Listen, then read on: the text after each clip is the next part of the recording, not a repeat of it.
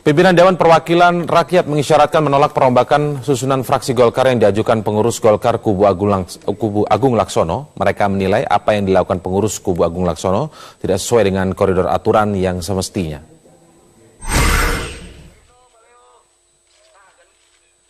Rekomendasi Kementerian Hukum dan HAM yang memutuskan agar persoalan Golkar dikembalikan ke internal partai tak membuat pengurus Golkar Kubu Agung Laksono mati angin.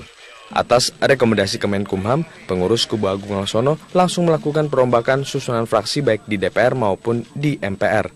Namun, upaya Kubu Agung Laksono itu nampaknya akan dibentahkan oleh pimpinan DPR, sebab para pimpinan DPR hanya mengakui susunan fraksi yang sudah ada sebelumnya. Apa yang ada tentunya kita harus kembali kepada yang telah resmi dulu dilaksanakan. Itu kan struktur hukum yang ada kan seperti itu. Kalau toh memang ini secara administratif, ini dua-duanya tidak bisa, kan tidak mungkin tidak boleh bekerja, harus bekerja. Bekerjanya tentunya sesuai juga dengan peraturan yang dulu betul-betul memenuhi peraturan perundang-undangan. Oke, berarti hal serupa sebelumnya juga pernah disampaikan oleh pimpinan DPR lainnya, yakni Fahri Hamzah dan Fadlizon. Bila demikian, Kubu Agung meminta agar pimpinan DPR adil, sebab status kepengurusan Partai Golkar saat ini yakni status quo. Komposisinya ya sama-sama status quo. Di sana ada fraksinya, di sini ada fraksinya. Tetapi untuk mengambil keputusan tidak bisa dua-duanya masuk. Ya dua-duanya di luar. Itu konsekuensinya. Konflik yang berkecamuk di internal Partai Golkar membuat Partai Beringin terancam terabaikan di DPR. Tidak hanya itu, Golkar juga terancam tidak bisa mengikuti pelaksanaan pemilihan kepala daerah secara serentak yang akan digelar pada 2015. Tim Liputan, Metro TV. Ya, langsung saja kami mulai malam hari ini dengan Ketua DPP versi Munas Bali, Ahmad Doli Kurnia. Selamat malam, Pak Ahmad Doli. Baik, dan juga ada Ketua DPP versi Munas Jakarta, Leo Nababan. Bang Leo, selamat malam. Dan juga pengamat hukum tata negara Refli Harun. Bang Refli, selamat malam. Iya, selamat malam. Kita mulai dari Bang Leo terlebih dahulu. Saya karena ingin minta tanggapan. Tadi berita tadi kita lihat kan isyarat pimpinan DPR begitu menyatakan tidak bisa nih perombakan fraksi, kayaknya nggak diabaikan begitu. Yeah. Bagaimana Bang Leo? Ya, saya memang agak kaget juga karena status kita quo.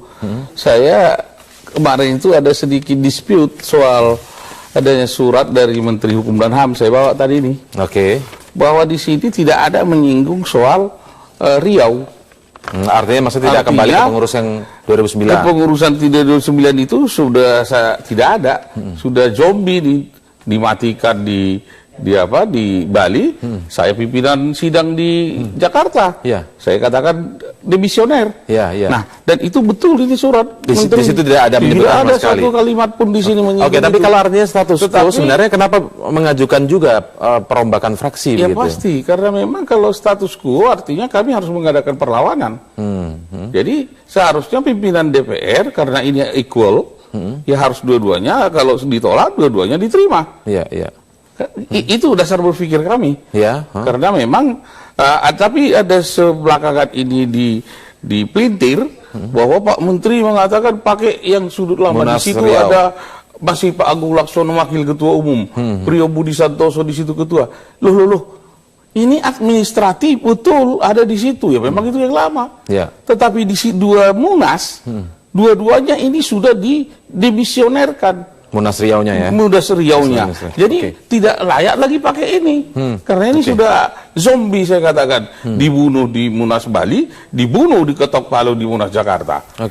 Jadi bagaimana Anda melihat rencana perombakan fraksi yang diajukan oleh Kubu Agung Laksono? Iya, saya kira juga pertama kita harus melihat dasar apa yang mau kita pakai sekarang ini. Yang terakhir ini kan kita menerima surat keputusan dari Kementerian Hukum dan HAM. Dan memang dalam surat itu dijelaskan bahwa Kementerian Hukum dan HAM itu belum bisa menerima ya keduanya untuk didaftarkan di dalam kementerian. Nah, logika hukumnya kan kalau memang sekarang itu tidak ada yang diterima, berarti yang masih terdaftar di dalam Kementerian Hukum dan HAM itu kan yang lama. Logikanya kan begitu. Itu kalau dianggap sebagai salah tafsir bagaimana menurut Anda Pak Doli? Lah, ya itu makanya kan bisa bermacam-macam tafsirnya. Nah, tapi menurut saya yang paling penting saya kira bukan itu.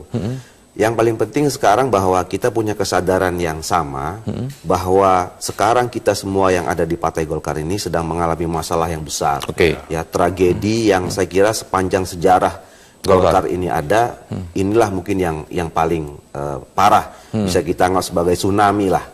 Nah, di atas semua itu, apakah kita ingin tetap mempertahankan eksistensi Golkar ini, menjaga keutuhannya, dan seterusnya. Itu yang paling penting saya kira sekarang. Sebelum kita masuk ke soal-soal tadi, usulan fraksi diterima atau tidak, dan segala macam seperti itu. Jadi saya kira, ya... Tapi dinamikanya kan terus bergulir seperti ini, sementara kondisi status quo dari kubu Agung Laksono meminta perombakan fraksi, dari kubu Abu Rizal sendiri akan seperti apa menyikapi dinamika itu kan nggak bisa kita hindari, kan? Ini semua sudah terjadi, tetapi yang paling penting kita bicara endingnya seperti apa, karena taruhannya sekarang sudah pada eksistensi Golkar. Ini mau tetap besar atau berkembang atau mungkin terancam bubar. Nah, ini yang saya kira apakah ini artinya sinyal kemungkinan kubu Abu Rizal ini akan mengalah, menyerahkan? Kalau sekarang gini, saya kira kan, karena kalau masing-masing tetap pada keinginan dan argumennya, eksistensi yang dimaksudkan Kementerian Hukum dan HAM itu kan menyarankan kita selesaikan secara internal, secara internal melalui Mahkamah Partai. Di situ ada Mahkamah Partai, terus kemudian kalau kita dalam undang-undang ada pengadilan dan segala macam. Nah, yang paling penting itu adalah sekarang kita punya tekad ingin menyelesaikan masalah ini atau tidak, semua pihak, baik yang ada di Bali ataupun di Ancol, kemudian DPD 1, DPD 2, semua stakeholder partai ini, apakah kita punya keinginan yang sama untuk menyelesaikan? Karena kita semua bertanggung jawab terhadap apa yang terjadi sekarang. Jadi ada keinginan menyelesaikan tidak? Ya, saya sepakat dengan Saudara Doli. Memang harus ada keinginan bersatu itu untuk melihat hari ini LSI memberikan 8,4, sudah di bawah 10 ini Doli. Saya di bawah 10 kita ini sekarang. Tetapi memang harus sepakat, dan itulah saran Menteri bahwa kita harus islah. Tetapi kalau diberikan islah ini oleh Ketua Dewan Pertimbangan yang lama, tidak bisa dong, karena ini sudah dihapus. Di sini sudah ada Dewan Pertimbangan dipimpin Pak Akbar, di sini ada Dewan Pertimbangan dipimpin oleh Pak Siswono Yudohusodo. Tapi kalau dibilang Dewan Pertimbangan yang di Riau, saya sudah katakan tadi itu sudah didemisionerkan. Itu persoalannya. Jadi arah ke sana tidak ada, Bang Doli. Nah, saya tidak tahu dari mana informasi bahwa proses islah itu diserahkan kepada Ketua Dewan Pertimbangan. Karena kan sekarang begini, kita justru yang baru kita ketahui ini ada niat baik sama-sama dari pihak Ancol sudah menunjuk 5 orang juru runding. Nah, kita juga sudah menunjuk 2 orang, Pak Cicip sama Pak jadi sudah ada para juru rundingnya ini. Nah, ini kan saya kira pintu masuk untuk membicarakan bagaimana nih penyelesaiannya. Ini benar. Ini gitu. benar. Jadi kalau juru runding ini yang berbicara, baru ini benar. Tetapi sampai sekarang kami tunggu surat resmi dari dari pihak sana. Kami tertulis loh, ini juru runding kami. Dari sana juga tidak. Saudara Doli tadi mengatakan ke Dewan Pertimbangan, baru Saudara Doli ngomong, itu yang saya bilang tidak mungkin. Tetapi kalau Saudara Doli bilang ke juru runding, ini baru betul. Tapi mungkinkah akan bertemu begitu kalau melihat syaratnya 5 atau 4 syarat yang diajukan oleh kubu Agung Laksono itu harga mati, salah satunya mendukung pemerintah dan keluar dari KMP. Bang Refli, nanti kita akan jawabnya lagi, tetaplah bersama kami di Prime Time News. Belum ada titik temu dalam upaya islah di Partai Golkar. Masing-masing kubu yang bertikai masih mengedepankan kepentingannya masing-masing. Salah satu syarat islah yang dianggap sulit untuk dipenuhi adalah soal pembubaran Koalisi Merah Putih. Islah antara kubu Abu Rizal Bakri dan kubu Agung Laksono agaknya masih sulit terwujud. Syarat dan kepentingan masing-masing kubu masih menjadi ganjalan. Setidaknya ada 4 syarat yang diajukan kubu Agung Laksono bila kubu Ical ingin berdamai, yakni Golkar harus membubarkan Koalisi Merah Putih, Golkar harus mendukung segala kebijakan pemerintah, Golkar harus mendukung Perpu Pilkada, Golkar harus mempertahankan pemilihan presiden dipilih oleh rakyat dan bukan melalui MPR. Karena apa? Bagi kami KMP itu adalah seperti ad hoc, tidak perlu dipermanenkan. DPR ini hanya 1. Coba lihat ini, sudah 3 bulan, 4 bulan nggak ada kerja di DPR ini bergerak. Gara-gara adanya perbedaan KMP dan KIH.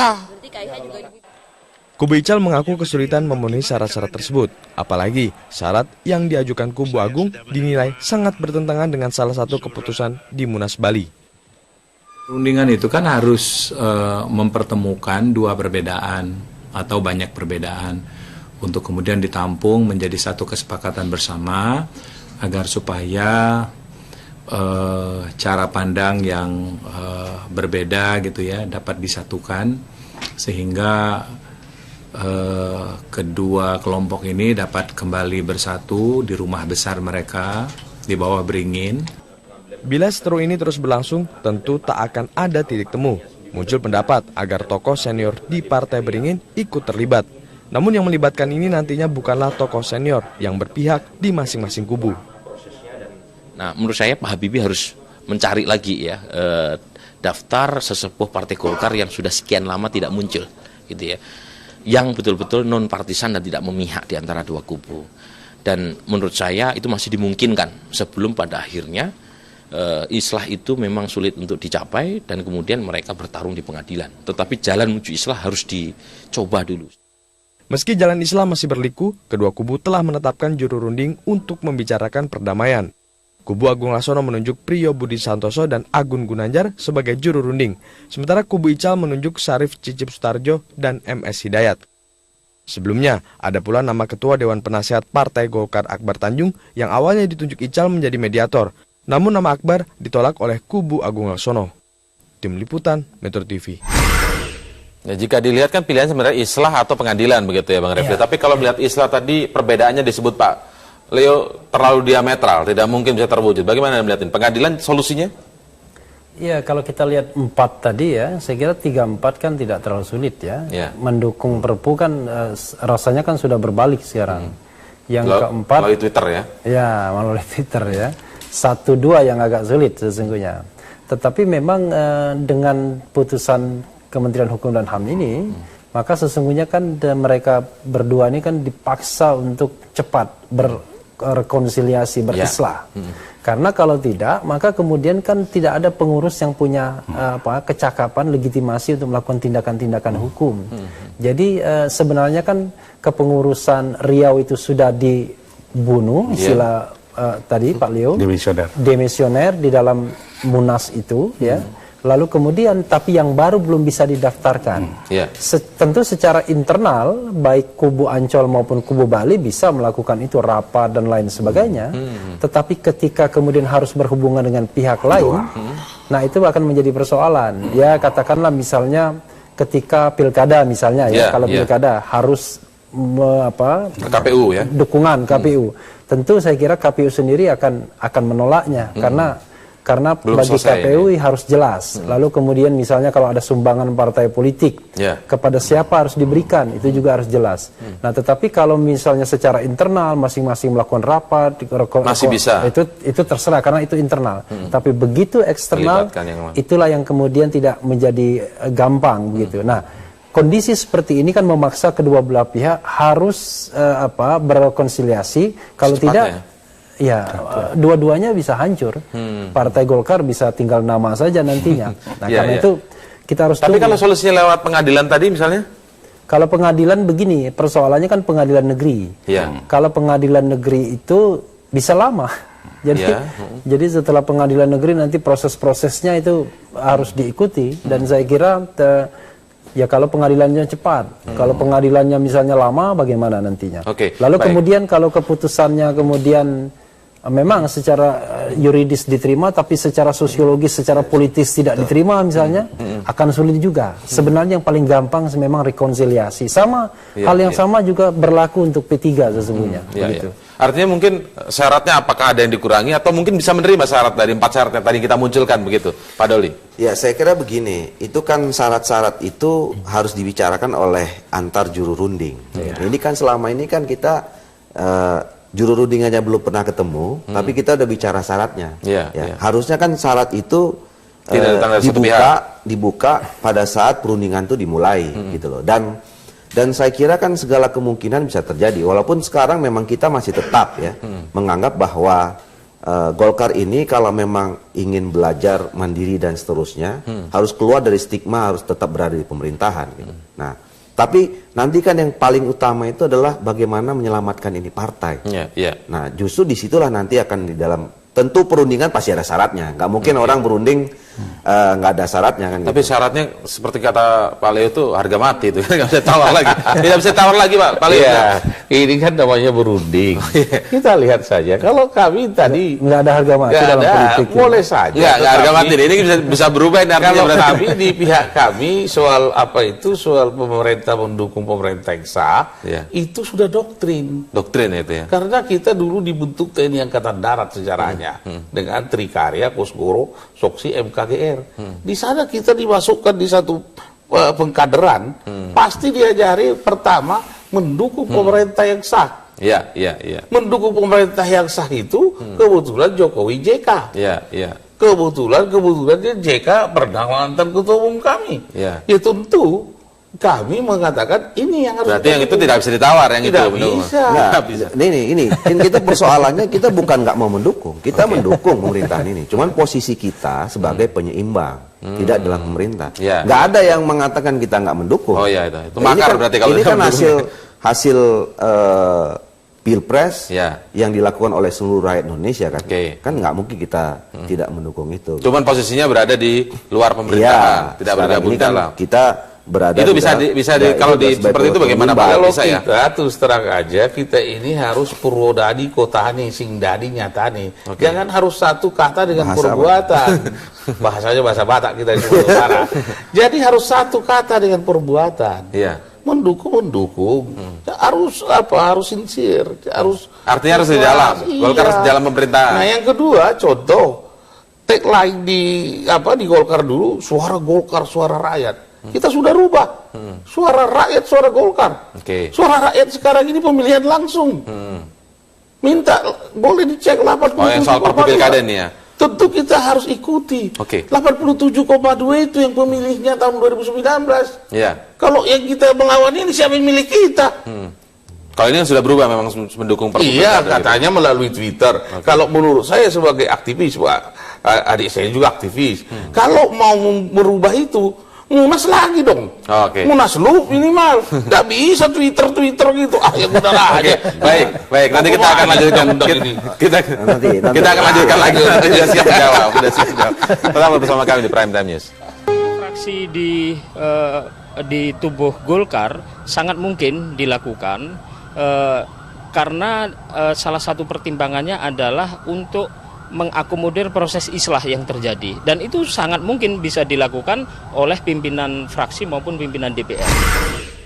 Ini kita menarik untuk coba saya cermati begitu ya, ketika katakan soal perombakan fraksi ini sebenarnya bisa menjadi pintu masuk untuk ke islah itu sendiri. Artinya ada mungkin bagi-bagi begitu di dalam mengakomodir. Bagaimana kalau Bang Doli melihatnya? Tadi itu yang saya sambung pernyataannya Pak Refli. Yang menjadi persoalan sekarang ini bagi Golkar kan urusan eksternal. Nah, fraksi itu kan juga urusan eksternal. Nah, dia akan menjadi penghambat kalau urusan internal nggak selesai. Nah, makanya oleh karena itu saya kira sebelum sampai ke sana, sebelum ke fraksi, bicara fraksi. Ya, jadi saya kira terlalu buru-buru juga kalau kemudian mau dipaksakan ada perubahan dan seterusnya gitu kan. Nah, sementara apa yang dianjurkan oleh pemerintah dan semua orang untuk menyelesaikan secara internal belum kita mulai. Maksudnya sebaiknya menahan diri dulu, tidak mengambil langkah-langkah seperti minta merombak fraksi dan lain sebagainya. Sekarang saya kira semua kita keluarga besar Golkar, warga Golkar itu harus fokus bicara tentang islah. Ya, islah itu adalah bagaimana membuat Golkar ini tetap utuh menjadi satu. Ya, terus kita buat roadmap-nya. Nah, dalam roadmap itu banyak ya alternatifnya yang bisa kita yang bisa kita pilih, yang kita sepakati. Ya katakanlah misalnya melalui mahkamah partai, ya itu kan bagian dari kemudian. Terus nggak bisa kata Pak Leo tadi. Ya, ini kan kita kan belum kita bicara. Ini juru rundingnya belum bicara nih, Mas. Ya kan? Nah, terus kemudian bicara tentang ya mungkin ada gagasan munas bersama yang disebut dalam konstitusi kita itu munaslup misalnya. Atau bisa jadi sampai pengadilan.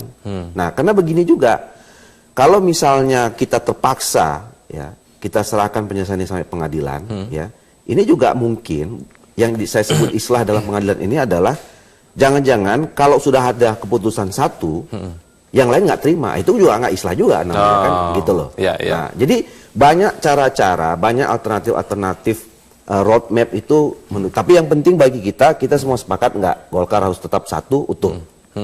Karena ancamannya eksistensi Golkar itu sendiri.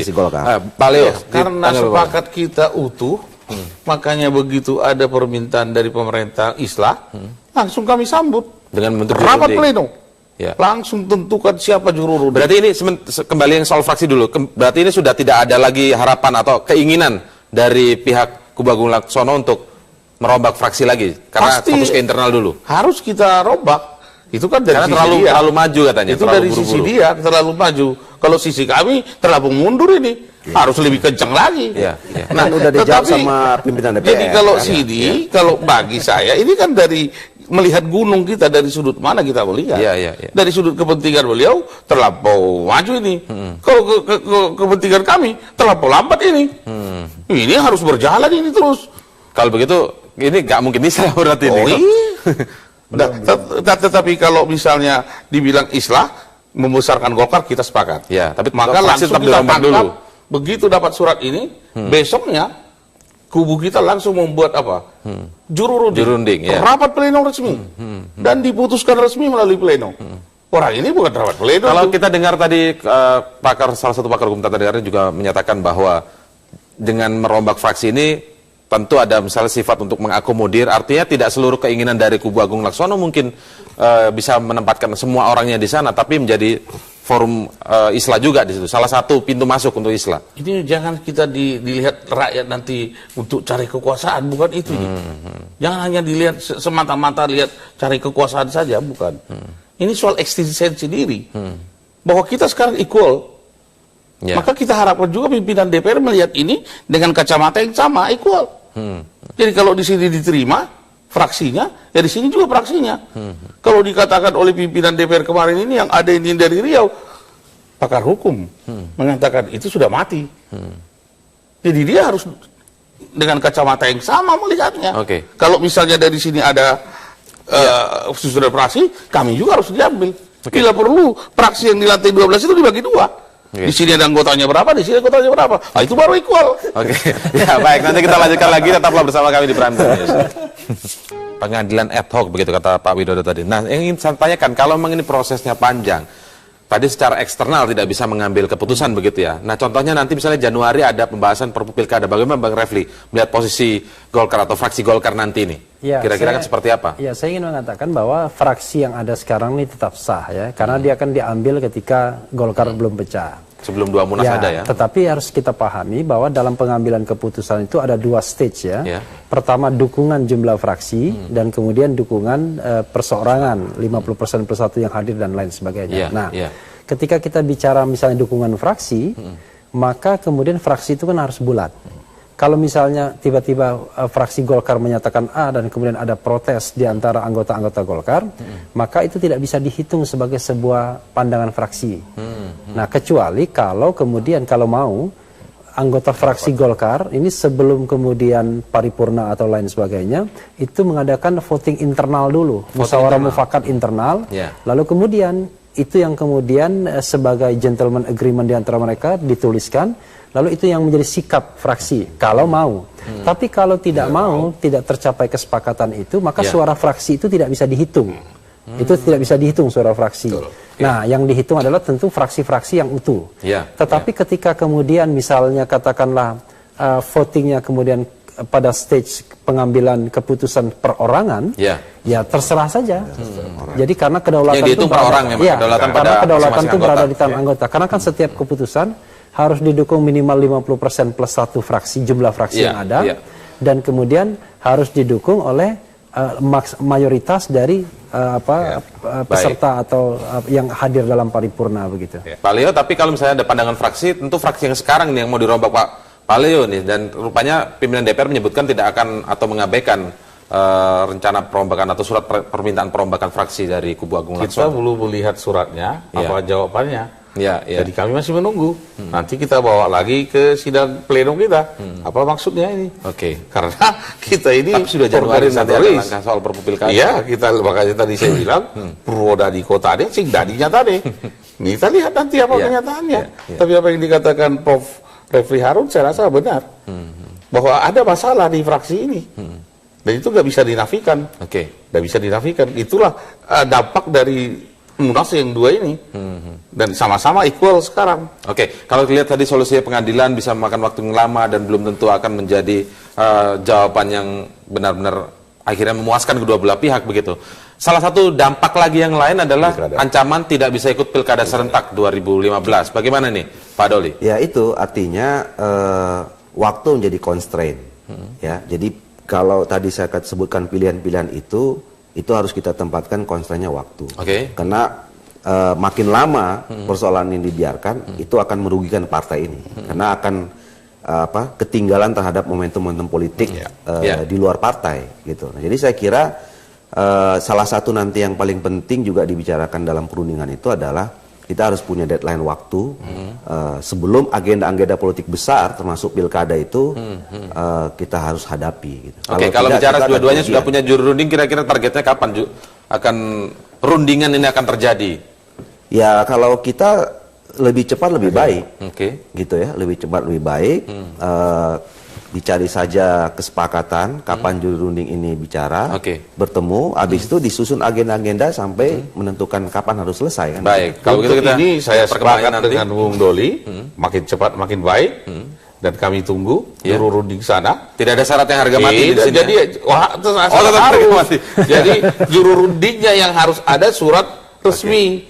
Bukan nanti datang Pak Cicip dengan Pak Hidayat berunding, tiba-tiba sepakat, kami nggak utus itu katanya. Ini harus jelas suratnya. Kalau ngotot-ngototan itu peribahasa menang jadi arang, kalah jadi arang. Kita lihat nanti bagaimana. Sementara ini sudah resmi itu. Nanti kalau butuh surat kita sampaikan. Silakan. Kita lihat ke depannya nanti seperti apa. Terima kasih Bang Refli, Pak Leo dan juga Pak Doli telah bergabung bersama kami di Prime Time. Selamat malam.